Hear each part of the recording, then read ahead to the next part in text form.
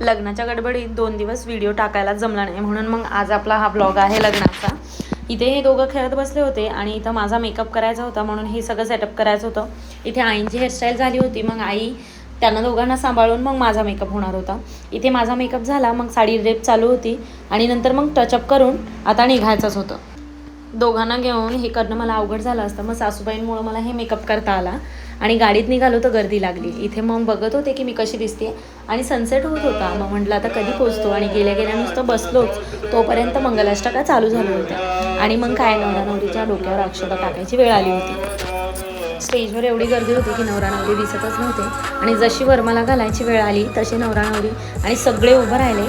आणि नवरा नवरी एकमेकांना जेव्हा वरमाळा घातली तेव्हा इतके छान दिसत होते, आणि असं वाटत होतं की ड्रीम वेडिंग आहे. आणि इतके छान ते फटाके उडत होते मस्त, आणि गाणी पण बॅकग्राऊंड इतकी छान होती. त्यांनाही असं वाटत असेल अरे एकदम रॉयल फील आला होता. आणि इथे लिधानला माझ्यासोबत फोटो काढायचा होता, आणि तो पळत पळत आला. मग म्हटलं पप्पासोबतही फोटो काढून घेते, कारण तोपर्यंत लाईट चांगली होती.